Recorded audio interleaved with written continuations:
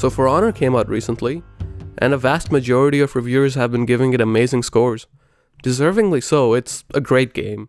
It's got great mechanics, tight controls, great online, and nice audio and video design. So why are we talking about it? It kind of has one of the worst microtransaction systems I've ever seen.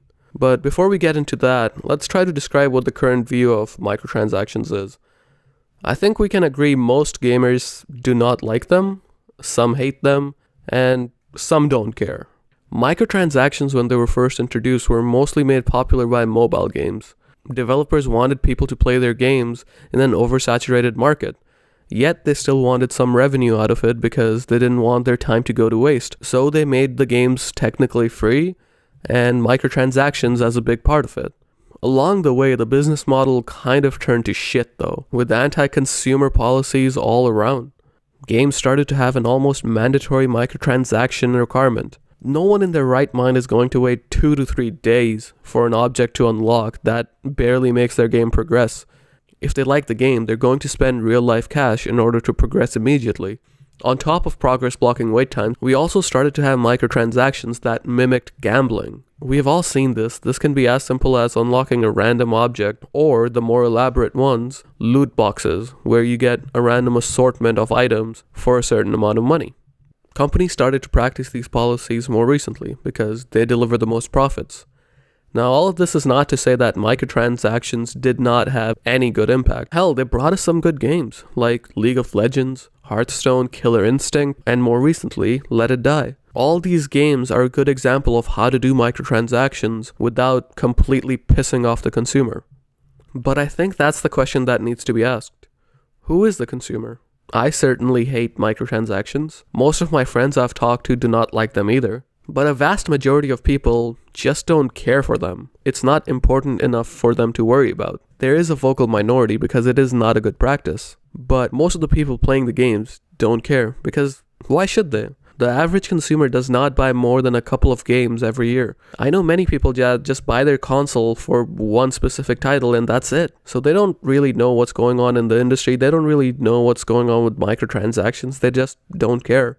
If they invested that much time and money into one console and one game, they don't feel so bad investing more money into the game through microtransactions, because that is most likely the only game that they're going to be playing for months on end. These average consumers also dictate how the next generation of consoles is going to be.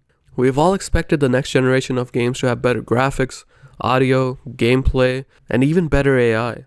This means that the cost of developing games becomes higher and higher. Some AAA titles these days cost more than $100 million to make. That's equivalent to big budget Hollywood movies. And many of the new AAA IPs do have a chance of failing. So how is a developer supposed to hedge against that risk of failure? One easy way is by microtransactions. Even if your game doesn't sell that much, people who like the game will be investing their money through microtransactions, and that will recoup a majority of your development costs. On top of minimizing the risk of losing a lot of money if your game doesn't sell, microtransactions also have proven to be way more profitable than previous traditional means. Some even argue that they're a good way to combat piracy. I'm not so sure about that one, but the other 2 points make a lot of sense. If you're a game developer, why wouldn't you want to minimize risk and increase profits at the same time? An argument can be made that it'll hurt your image in the consumer's eyes.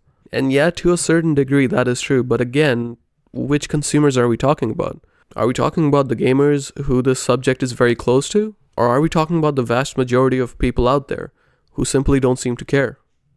That if it's the latter, then it doesn't really matter much to game developers. And yes, the developers do need to satisfy the gamers as well, otherwise they would not get any coverage from games media. Reviewers, let's players, websites, no one is going to cover them if they don't like the game or the practices. Which brings us back to For Honor. So let's try to describe what type of system For Honor has in place for microtransactions. For Honor employed free-to-play game practices for a premium game. This is a game that's full price at release with a season pass. Yet the developers saw fit to have a microtransaction system in place. Not just any type of microtransaction system either. It's one of those loot crate boxes systems. With that system in place, you'll be able to upgrade your weapon. Now granted that you will only be able to use these upgraded weapons in the game mode called Dominion. That's the biggest game mode the game has going for it. It's a 4 versus 4. It's the game mode that many people are going to prefer and play, because it's the most flashy and action-packed one.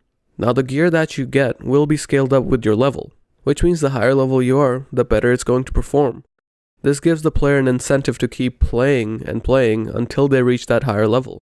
Once you're at that higher level, it's really hard to upgrade this gear, so you're more incentivized to spend the money and buy the unlocks.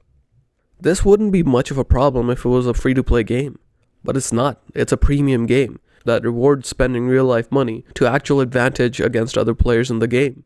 So someone who's really well off, who can spend the money on the game, is going to fare a lot better than just an average gamer. And we'll put up on screen what you can do with the money spent. And allow me to show you why specifically that gear is completely busted, because you can go to this handy dandy thing called customization and you can look at gear stats if you want to look at broken shit. Alright, my attack is maxed out and my defense, so now I'm hitting for basically an extra light attack every time I hit someone in extra damage. So that's awesome. My defense is up, which means I can survive an extra heavy. If you look at my block damage resistance, I take almost no damage from attacks, and I get really fucking insane stamina regen, so I basically never have to fucking stop. And then you look at my block damage. When I'm attacking somebody, they lose a lot more fucking health through their blocks than I normally do. Oh, and my sprint speed is maxed, which means I run at Mach 30, so nobody can keep up with me other than Orochis if they're doing the same thing. It's kind of ridiculous how much of an advantage you can have. In order to get the same level of gear, you will have to spend months and months on end in the game. You'll have to play that game and nothing else. Yeah, I don't think most people have that much time. And like I said, I understand the developers need to recoup the costs, but there's a right way and a wrong way to go about it. This is definitely the wrong way. Developers shouldn't have systems in place that reward players who spend the most money. Hell, even if it's a free-to-play game like I said before, sure, go for it. But with a premium game where you've already spent so much money just to play the game, that's not where this business model belongs. It might be that the developer truly believes that this is the most profitable way to go. But I have a different theory. Many average players who come up against the God mode gear having player are going to be killed in an unfair manner, to be honest. They will know that without them spending an insane amount of money, they will not be able to damage the players who have spent the money. And then this would lead to them quitting the game. Eventually, this might happen to the entire ecosystem of the game. Only players that will remain are the ones who invested so much money, and their tactical advantage will be less valuable too, because they're going to be facing against players who did the same thing as they did. So eventually they'll quit too. So if microtransactions had to be in place, it should have been cosmetic only, because this game is a great game. It's really fun to play, especially with friends. But I cannot recommend it. We should not be supporting publishers and developers that do this all the time.